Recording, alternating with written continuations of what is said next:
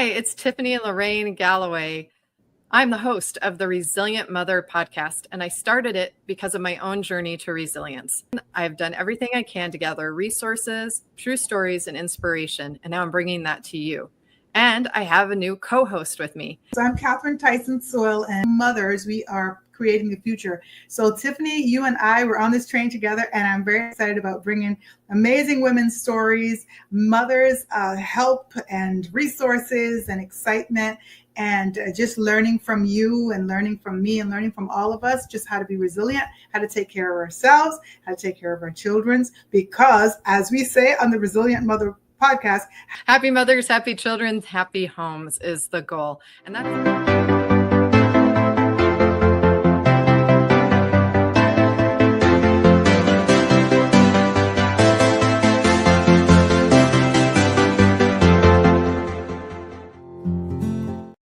Hi, it's Tiffany Lorraine Galloway, certified high performance coach with another episode of the Resilient Mother podcast. And this one today, we're going to continue the conversation around resistance versus resilience. Really what we're talking about is the beginning of your journey of change. That moment that was kind of like a reality check and something had to change. And with this subject, we're going to talk about You Are Loved. We're going to explore things about self-love as a mom, fully accepting yourself, letting your kids feel that, just the power that that can bring into your life to really elevate you and allow you to be the resilient mother that you want to be. So I have Jacqueline and Amy with me today. So we got full house. This is going to be so fun. Ladies, please introduce yourself. Tell us a little bit more about you and what you do. My name is Jacqueline, and I am the initial founder of youareloved.store. And I had created it because during the pandemic, there was just a lot of hurt and pain in the world and wanted to create something to bring love and kindness back. And so started that. And one of the things since I was a child, I always had to just make sure that I told my parents before we hung up the phone that you are loved, right? Or I love you. And that's gone on to my friends. So my friends, and I've trained them well to say it back. So anyways, Amy, I've known her for 30 something years. So, Amy. Yeah, we grew up together. So Jackie started this in 2020, and she was kind of going in a direction, and then she decided one day, we were talking, and she's like, I would love to bring you on. And I was like, oh, good, because I have a lot of ideas.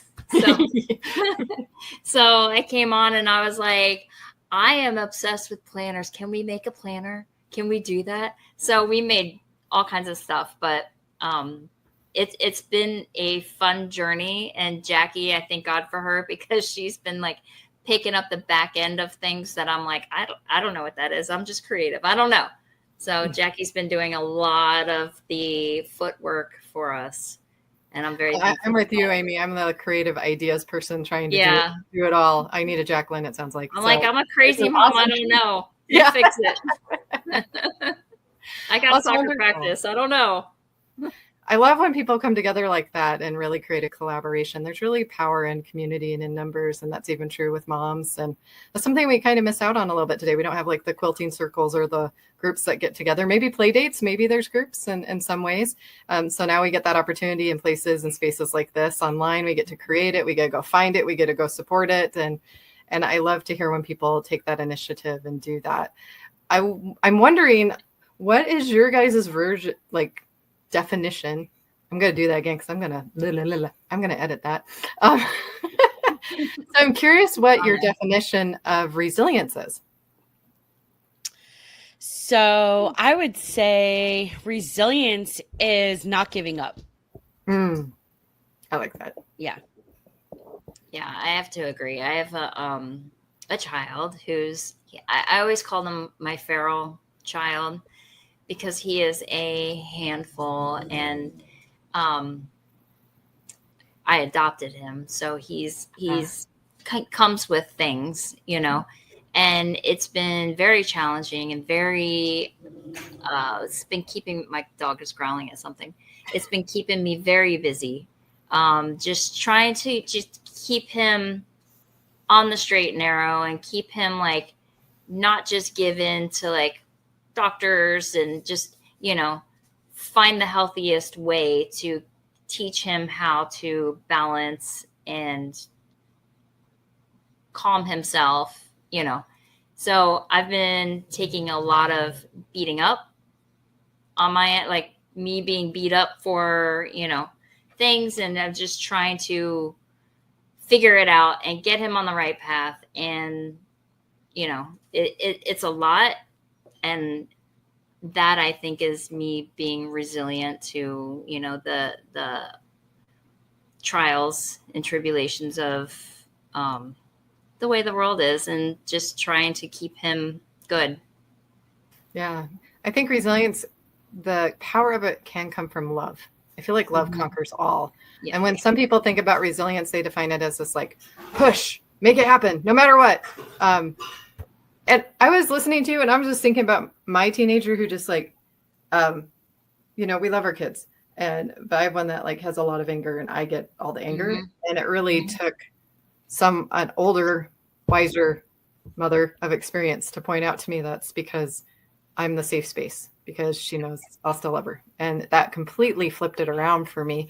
And also it just, reminded me I'm the parent in some ways. And so I'm supposed to have better emotional regulation. I'm supposed to be able to take it. But really, if I come from a place of love, if I show my intention in any conversation that I have with my kids, it always goes better.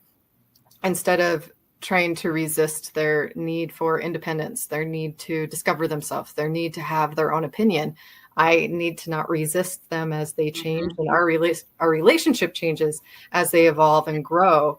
I still get to love them, but I get to love them differently. And that's kind of the beauty, is if I can embrace each stage of life. Of course, we love the little babies, although we're totally sleep deprived. And then we have the busy toddlers who, I have a little boy now. Boys are different. And he's a 2020 baby. He's, So I feel like sometimes I'm trying to keep that kid alive. Right.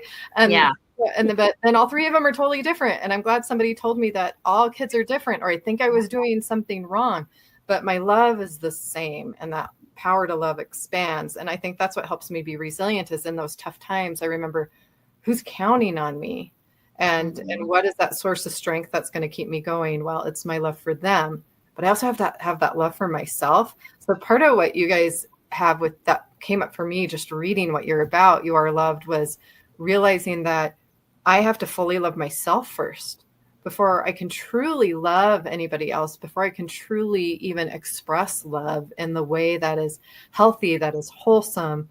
And I didn't really experience that growing up.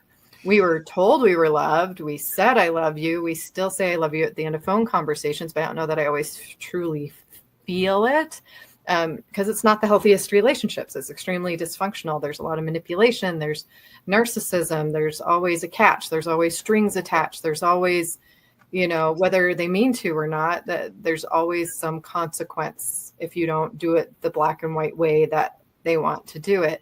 And so I think love comes in a lot of different forms, but for it to be resilient love, it's got to come from this pure place of your intentions. But you have to have that within yourself first, or you can't give it, right? For sure. Yes, I agree. And motherhood is no joke sometimes. Yeah.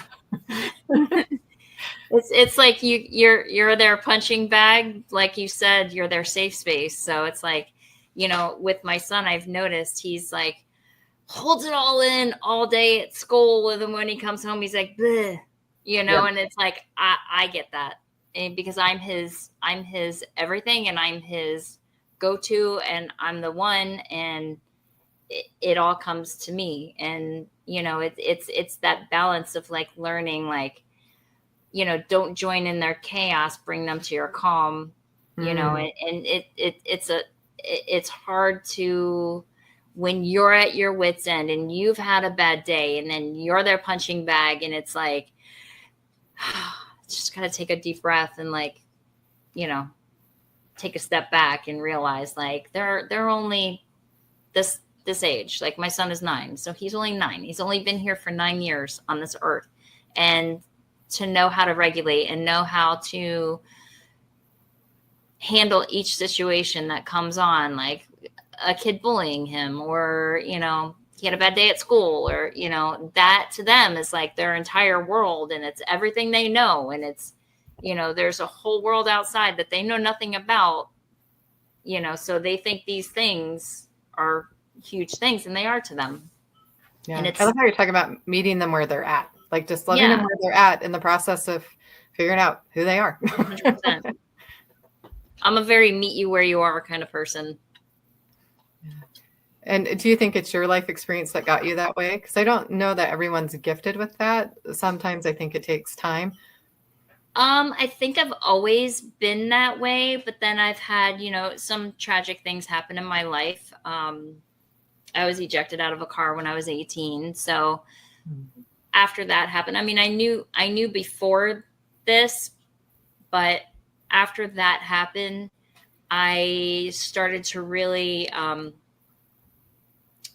understand that this could be the last time I see somebody. You know what I mean? Like, if somebody, and that was something that I had to, like, a trauma that I had to go through and learn how to release. But I still hold it. Like Jackie was saying, she tells her parents she loves them every time she gets off the phone. And, you know, I'm very much that way. Like, when you leave somebody, leave them good, leave them better, you know? And because I was that way, my nephew passed away, and I always made sure, no matter how mad he made me, I always, like, explained to him why I was upset. And I told him I loved him, and I'm sorry for lashing out at you, but this is why I was upset. And, you know, I don't have any regrets with how I always left him, because I always left him like it was going to be the last time, you know? And so because I had that, where I knew how quickly my life flashed before me, I understand how quickly life just passes us by, you know, and how precious everybody is. How about you, Jacqueline? What brings you to have such a tender heart to want everyone to feel loved? You know, I don't know what, like, I'm assuming it had to have been God that kind of, like, put that in me as a child. And to have that thing where, like, I just had to make sure, because I just never knew. But I went through, like, all of us go through, like, stuff, right? Whether, and as a, you know, child, whatever, I went through, like, a lot of trauma and dysfunctional relationships with my parents and stuff. And I just, outside of, like, just going to church and, like, you know, just having the Lord in my life and stuff like that. I don't know. I dealt with, so with a lot of the dysfunction and stuff like that, I dealt with a lot of, like, anger and stuff in my 20s and everything. And then I would be that, like, type of person that would just either completely shut down, and, like, when you have certain triggers, like, I would just push people away and just put up a block and be, like, kind of like, just hard, you know? And that was, like, the one area of myself that I never liked. I never liked that, because then I would just feel bad about it afterwards. And I would feel convicted, right? And so went through a lot of therapy and just alone time with the Lord and stuff like that to work on that part of the area. But it's because I have that, I think also is probably what triggers the other stuff, is where I need to have the people I know around me know that that I love them. But I'm also, God gave me the gift, I believe, of edification. And so it's like, when I see other people winning, I just always edify them and want them to know how amazing they are and how wonderful they are. And yeah, so I just am like, because we reap what we sow, but that's not the reason why. It's just, I just want them to know, especially because I know with all the struggles I go through, and with building businesses and just different things, of just not feeling enough and not feeling like I'm going to be able to accomplish, you know, what it is that I'm striving for. And, yeah. And just, yeah. So I just want to make sure that other people know that they can. So, Yeah. Well, with resistance and resilience, like for this subject being like in January that we're doing this, it's kind of the beginning of the journey in a lot of ways. This is where I want to introduce the idea of there may be something that's not quite right in your life, or you've hit rock bottom, or there's some moment in your life that's pivotally changed you and shifted you. And now you need to step up in your resilience. And there's a metaphor I really like to talk about when it comes to like courage and resilience. And I'm from Montana.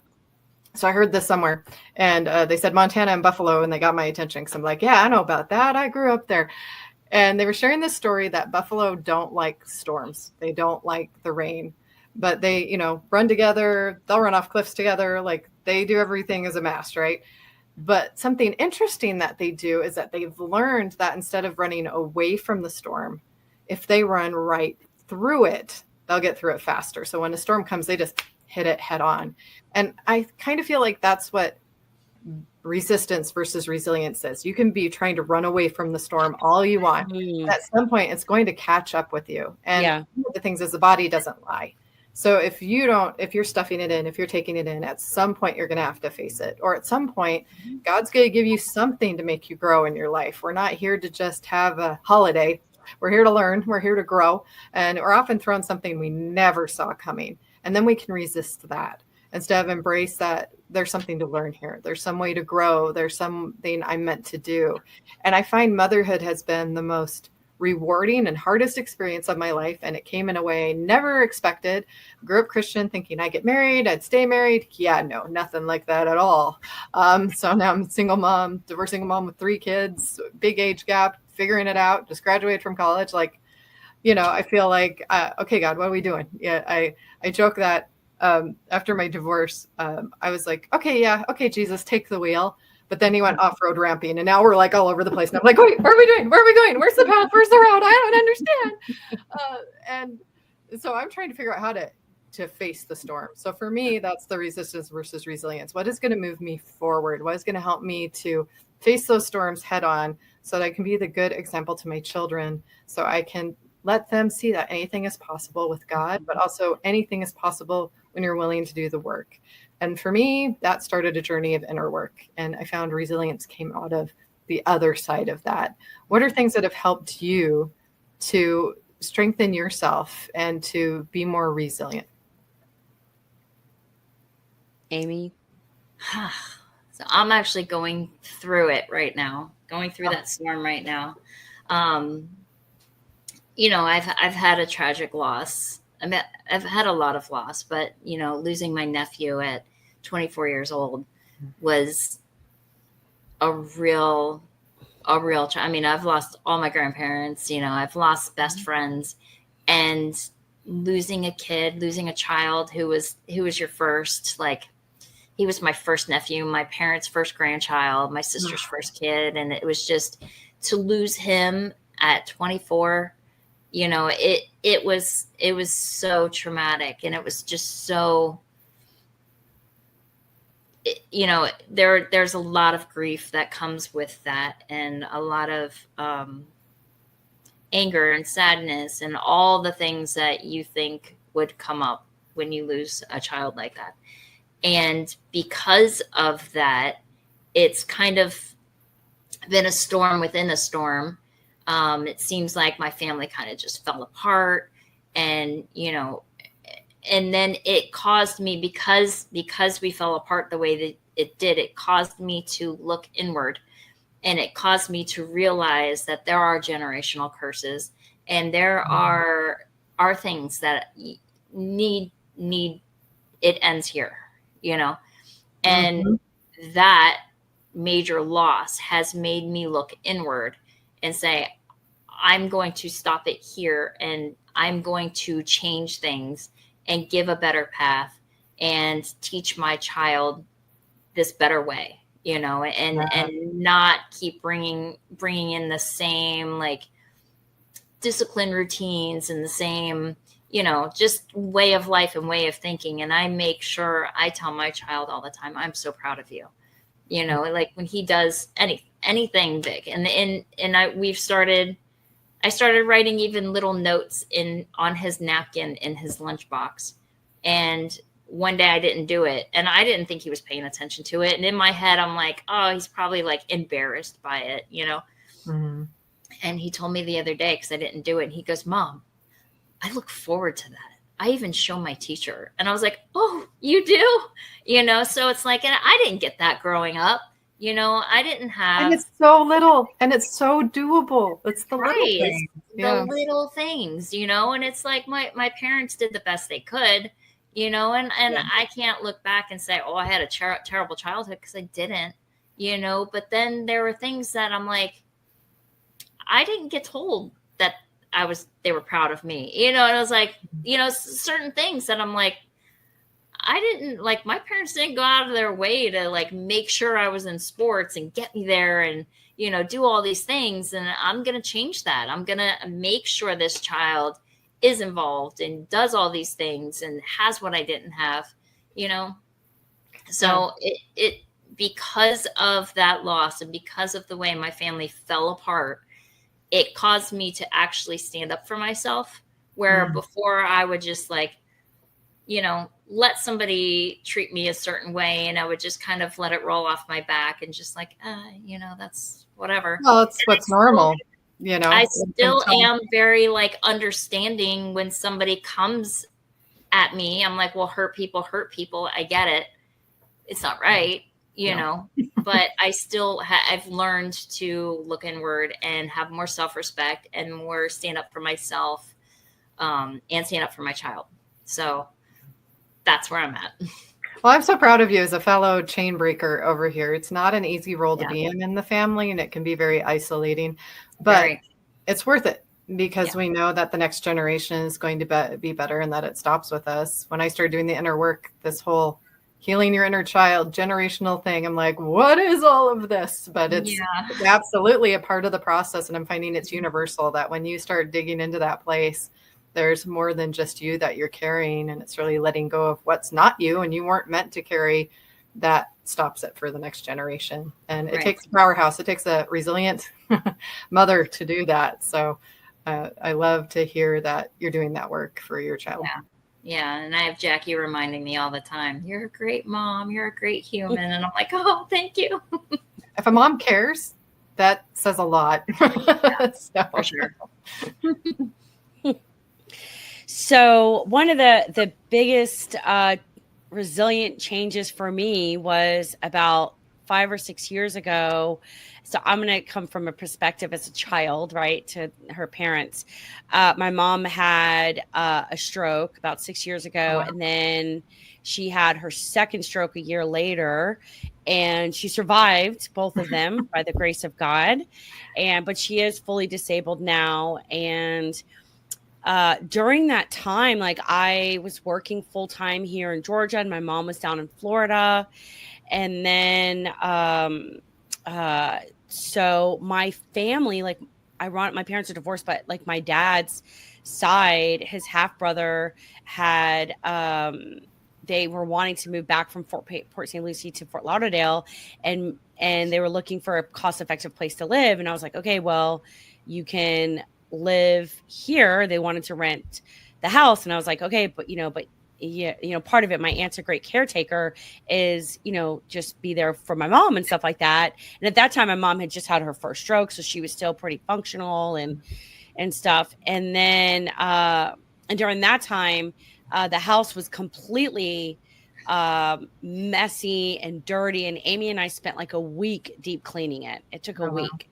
Like, her brother, who was living in his room, had piles, because he was like in the early 70s, but he became a hoarder and had piles of like bags of cans and hot sauce bags. I've been in one of those houses. I'm laughing because what we had to go through to clean that out was I helped a friend do that for some relatives. I'd never experienced anything like that before. It was a real education. Yeah. And my mom's dog was just really old and had, and I had to put the dog down because it wasn't able to hold its bowels. And it was really bad. Yeah. So anyways, just going through all that, and with, my family, and then just going through the challenges of like trying to figure out how to manage all this and how to make sure my mom has the proper care, how to just work the right type of job that's going to allow me to be flexible, Mm. And really just through that, and then just through learning how to have boundaries. That's one of the things that I love now, actually, is healthy boundaries, and that I've had to be able to create with my family, because they knew that at that time I was in like a desperate situation. So I felt like, they may not have thought they were taking advantage of it, but sometimes I felt like they were. And then I also were times where I was being ungrateful, and I should have been, instead of focusing on that and the problems, I should have just been grateful that they're there to take care of my mom. You know what I mean? Yeah. And when I was a kid, I had always promised my mom, and I think I initially said it like I was joking around with her, but I kept my word, and I was like, Mom, I'll never put you in a nursing home. Don't worry, and I'm an only child for her. And by the grace of God, I mean, I thank the Lord that she was not, in a nursing home during 2020, Right. because I don't know that she would have made it. Yeah. And so she's been able to be home. So the resilience of going through transitions in life and transitions of being able to how to manage stuff with this family that I was really disconnected from, because we hadn't really communicated a lot since I was a kid, and learning them and them learning me as an adult, right? Not as this child. Yeah, that they knew. Yeah. Yeah, exactly. And I didn't really think about that until just now. And and then just being able to take care of my mom. And the crazy thing is like when my mom had her first stroke and she was in the hospital and in the recovery facility, and she had said, I didn't think you would come back to help. I was like, oh my gosh, because I couldn't wait to get out of Florida. Like I, can't stand it down there. And I was the type of kid that would call my parents once every few weeks. I just was like in my own little world and stuff. But there was times where like every time on New Year's, when the clock would turn midnight, I would want to make sure I was on the phone with my mom. There's just like those moments, and I'd always go down for Thanksgiving and stuff like that. That was just like a regular thing. But yeah, so just really just pushing through that stuff. And I couldn't give up. I had to continue to figure this out and go through it. There was a lot of crying, and there was a lot of just existing, and just going through the process of no emotions, and just holding all that in just to go through. One of the honors that I have now is when I am down in Florida, is that I get the opportunity to be able to change my mom, to be able to clean my mom, to be able to bathe my mom, to be able to show her that tenderness and that love and that care, to be able to take her to doctor's appointments. Because even though I'm here and they're there, I still go back for all doctor's appointments and take her to the doctor. So I'm involved in all of that, That's funny how that's full circle. Like she did that once for you. Yes. And now you're doing it for her. Exactly. It's an interesting So that's it. part of the mother-child journey.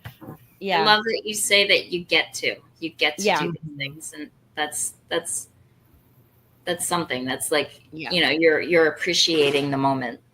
Yeah. You are loved. You're not like, I have to do it. You're not, not regretting it. And you're not, it's not work. It's like you get to do it because it is a privilege. Yeah. I feel like that's a resilient mom phrase. I get to. Mm-hmm.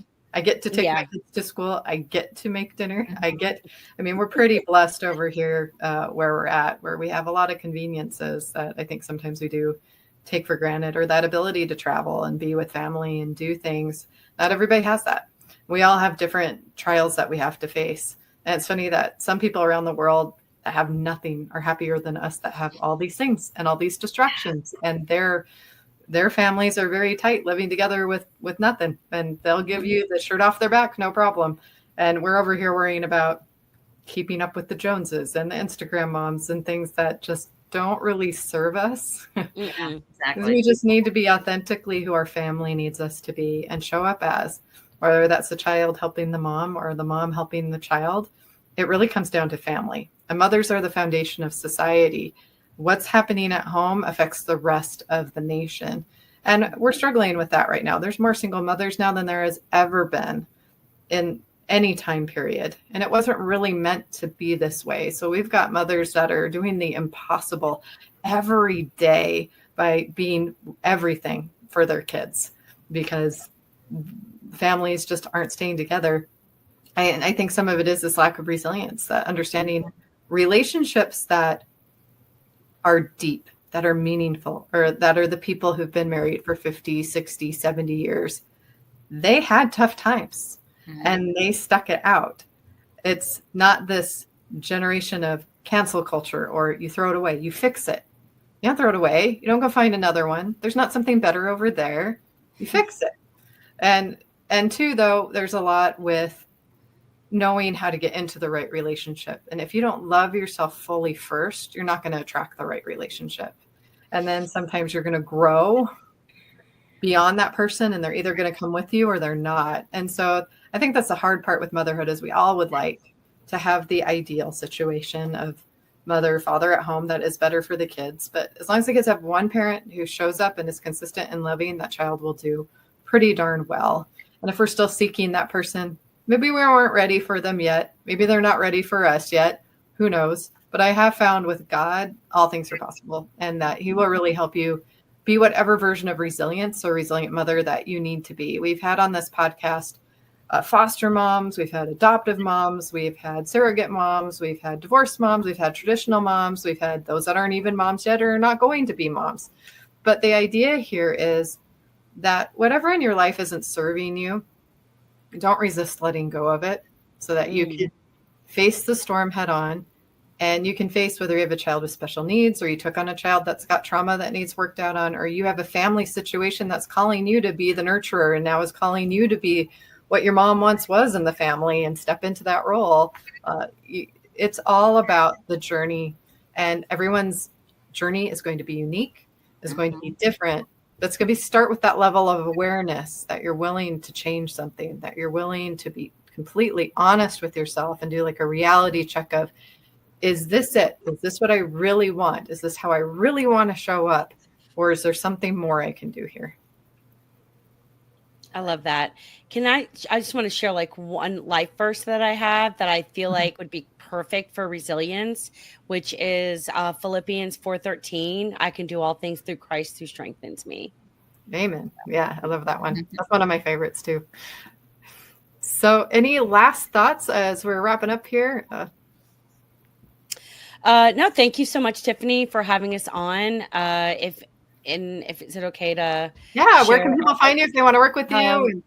So we do like our focus on the 3 key areas, which is relationships with your faith, family, and friends, career, and self-care, like figuring out how to love ourselves and treat ourselves right. And we do that through like our podcast, and then also through our website, through planners that Amy, that Mrs. Creative over here, has created. So they can always go to youareloved.store and purchase that one. That one does go through the end of next year. And then we have ones that were coming out. But anyways, yeah, thank you so much. This was such a blessing. We really appreciate it. Love your podcast. And thank you. Yeah, thanks for having us on. Thanks, audience, for listening. That's it for today. I believe in you, believe in yourself. God bless. And we'll see you next time on the Resilient Mother Podcast. Take care. Thank you for joining us today. Please don't forget to subscribe so we can share this message. We are a worldwide podcast with guests all around the world, and we want to continue to grow this community. You can find us on socials. You could also be a guest. Look for that link below if you'd be interested in being a guest on the podcast. If you know a sponsor or would like to be a sponsor, please reach out to me or Catherine as well. Sure. We want you all on this journey. We want to hear your stories. We want to share your stories. We want to gain strength from each other because together we're stronger. And to never forget the blessing of being a mother and what we're creating. We're creating the future every single day of our lives. So get on this train with us and let's do this thing, moms. I believe in you. Believe in yourself. God bless. And we'll see you around. Take care.